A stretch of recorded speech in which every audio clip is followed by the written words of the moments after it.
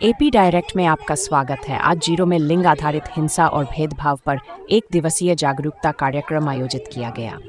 इसका आयोजन ARSRLM के सहयोग से HBMCLF जीरो द्वारा किया गया था। लिंग आधारित हिंसा और भेदभाव पर जागरूकता कार्यक्रम इन लंबे समय से चले आ रहे मुद्दों पर बातचीत को सुविधाजनक बनाने के लिए एक महत्वपूर्ण उपकरण है। इन कार्यक्रमों का उद्देश्य प्रचलित संस्कृति को बदलना है, सभी को लिंग के आधार पर हिंसा और भेदभाव को रोकने में योगदान देने के लिए प्रोत्साहित करना है। जागरूकता पैदा करके ऐसे कार्यक्रम लिंग आधारित हिंसा और भेदभाव को पहचानने और उसका मुकाबला करने के लिए आवश्यक ध्यान, उपकरण और रणनीतियों के साथ व्यक्तियों को सशक्त बनाते हैं। परिवर्तनकारी शिक्षा और वकालत के माध्यम से समुदाय इन चुनौतियों का डटकर मुकाबला कर सकते हैं। ईपी डायरेक्ट पर बने रहें, हमारे फेसबुक पेज को फॉलो करें और हमारे यूट्यूब चैनल को सब्सक्राइब करें। And not be a bystander. Be blessed to see. And so support and spread. Thank you to AP Direct. Myself Tadu Tajun. I am cluster coordinator of 01 block. तो आज जो हम लोग कराया है awareness program, one day awareness program था gender based violence discrimination against women ना। तो ये वुमेन रिलेटेड जो हम लोग सोसाइटी में जो हम बहुत वेरियस ये कहते हैं जो वेरियस जो हम लोग का जेंडर बेस्ड वायलेंस क्या क्या उस तरह का एक ये होता है प्रॉब्लम्स रहता है। तो उसी के बेस में हम लोग अवेयरनेस प्रोग्राम कराया था जो कि ऑर्गेनाइज बाय ये क्या हम लोग का जो MCLF होता है हिचीबुला उन लोगों ने ऑर्गेनाइज किया और इसमें फैसिलिटेट बाय हम लोग BME में स्टाफ जो कि हम स्टाफ उसको फैसिलिटेट करता है SRLM के थ्रू से ARSRLM के थ्रू से। तो जैसे इसमें ये जो कैंपेन है ये एक MORD का तरफ से एक नेशनल वाइड कैंपेन है जो कि मंथ लॉन्ग चलता है।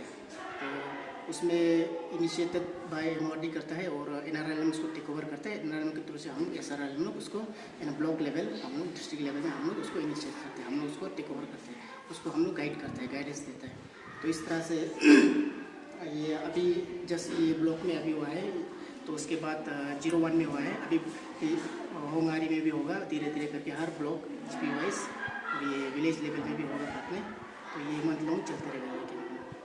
सर, एज अवेयरनेस कैंप के लिए आप लोगों ने ये टॉपिक क्यों चूज़ किया जो है gender based violence and discrimination? हाँ, ये जेंडर बेस्ड वायलेंस जो टॉपिक है ये एक्चुअली बोलने से सीरियस मैटर है, लेकिन इसको क्या होता है कि हम सोसाइटी में इसको दबाया जाता है। तो वुमेन रिलेटेड जो प्रॉब्लम इसको बाहर नहीं निकाल के अंदर ही रह जाता है। तो बहुत केसेस ऐसा रहता है जो लाइमलाइट में नहीं आते, वो केस बोल नहीं पाता है। तो उस टाइप से उसको अवेयरनेस ऐसे देता है कि अगर आपके साथ ये कुछ हुआ है ऐसे जेंडर बेस्ड वायलेंस या कुछ भी वुमेन रिलेटेड आपको कुछ हरासमेंट या डोमेस्टिक वायलेंस है जो भी आपका साथ हो रहा है, तो उसको आप इतना काबिल हो जाना है कि आप उसको बाहर में मतलब खबर बता सकते हैं बाहर में ना, बाहर में वो चीज़ को इश्यू को बाहर में रेज कर सकना है, वो अवेयरनेस हम लोग करा रहा था। तो इस तरह से ये क्या होता है कभी कभी हम लोग होम बेस्ड या डोमेस्टिक चीज़ केस में हम लोग कुछ हो जाते हैं, case violence example for violence ना। तो उसमें क्या होता है कि वो बात जो घर में रह जाता है, बाहर नहीं आ पाता है।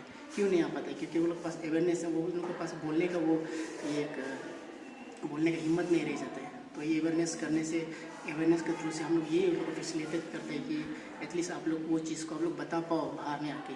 जब आप लोग बाहर में आके बता पाएगा तभी आप लोग का वो केस जो वो प्रॉब्लम जो सोल्व होगा, तभी आप लोग का प्रॉब्लम को समझ पाएगा। जब प्रॉब्लम समझ नहीं पाएगा तो उसका सोल्यूशन ऑटोमेटिक ढूंढ नहीं पाएगा।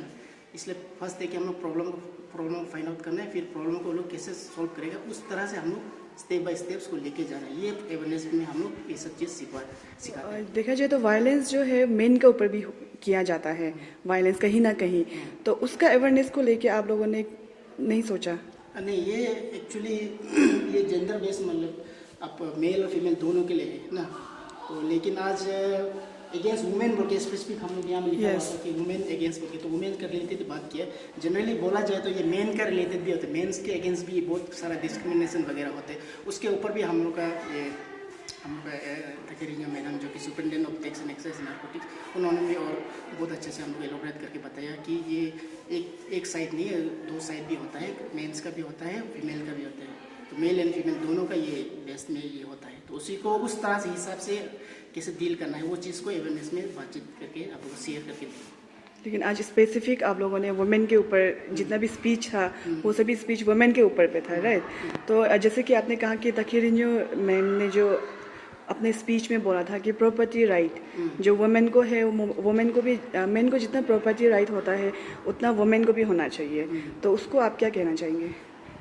मैडम का भी कहने का बात तो सही है, तो प्रॉपर्टी राइट तो होना असली बोला जाए तो होना चाहिए, क्योंकि उन्होंने ये एक चीज़ उन्होंने ये जिक्र किया था कि मेल को प्रॉपर्टी मिल जाने के बाद उसका लाइफ तो सिक्योर रहता है, लेकिन वुमेन का कभी कभार ऐसा हो जाता है कि प्रॉपर्टी नहीं मिलने की वजह इफ़ इन केस वो मैरिड नहीं है या एक बहुत ट्रबलसम रिलेशन में है या मैरिड तो क्या डिवोर्स वगैरह वजह तब तो प्रॉब्लम हो जाता है, क्योंकि उसके पास कुछ रहता नहीं, ये उसके कुछ प्रॉपर्टी नहीं रहने से फिर इधर का ना उधर जा सकता, ना घर वाला जा सकता है, ना वापस अपना उसमें रह पाता है, तो इस तरह का प्रॉब्लम्स तो रहता है।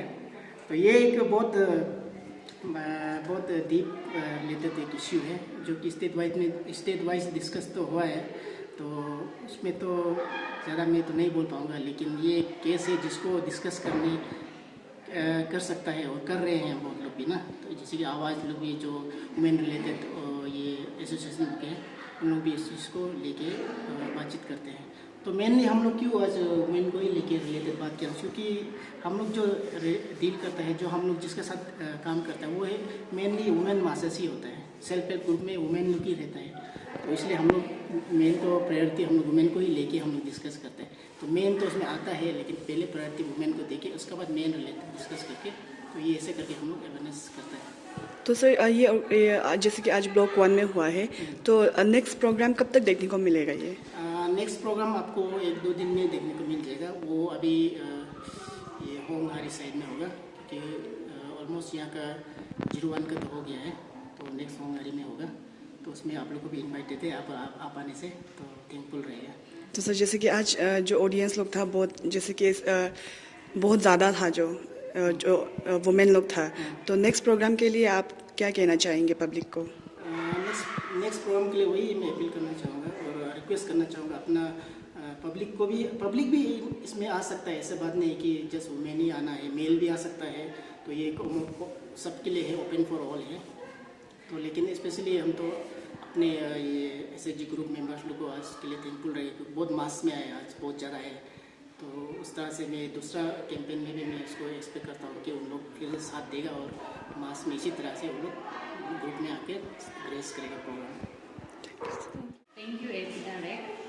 आज हम लोग 1 डे अवेयरनेस रखा है, ये हमारा जेंडर बेस्ड वायलेंस के बारे में उसने रखा है। हम लोग हिचीबुला MCLF का तरफ ऑर्गेनाइज करके हम लोग करा रहे हैं। हमारा हिचीबुला MCLF 01 ब्लॉक में आता है, उसमें ये हमारा हिची पूरा हिजा दुबो और बुला साइड पूरा आता है, हम लोग मिलके आज मनाया गया है। उसमें गेस्ट तखीरिन्यो मैडम भी आया था, बहुत अच्छे से बात बताया वो भी, और एडवोकेट एक आया है, एडवोकेट का नाम कागो समझे साहब भी आया था एडवोकेट, वो भी अच्छे से एडवाइस दिया हम लोग को, यानी आप लोग को अच्छे से एडवाइस दिया था। और हम लोग आज ये प्रोग्राम रख पाया है कि एयरसेल डिपार्टमेंट का तरफ से हम लोग रख पाया है, उन लोग बहुत सपोर्ट करके हम लोग को रखने दिया है, उन लोग को बहुत थैंक है, हम लोग में थैंक्सफुल है। और इतना ही हम लोग आने आता जो मतलब हम लोग का ये वुमेंस का बारे में वायलेंस कुछ होता है वो बारे में थोड़ा ये करने के लिए ना मनाया गया है, ये प्रोग्राम रखा गया है। रैली भी गया था, सुबह रैली जाके प्रोग्राम किया, हम लोग ड्रामा भी दिखाया है, उसमें ड्रग्स एब्यूज़ के बारे में कुछ दिखाया था आज का, और इतना ही। तो ये आप लोग आज फर्स्ट टाइम किया है और कभी कहीं नहीं करके देखे हैं आप लोग? आज हम लोग पास टाइम है। और नेक्स्ट कहाँ में देखने को मिलेगा? नेक्स्ट अभी हमारा ये हमारा 0 में 2 ब्लॉक्स है, ये MCLF अभी होंगहारिका में भी आने वाला है, नेक्स्ट उसमें जाएगा, लेकिन अभी तक तो डेट फिक्स नहीं है। अभी 01 ब्लॉक में हो गया, अभी होंगहारी ब्लॉक में होगा अभी।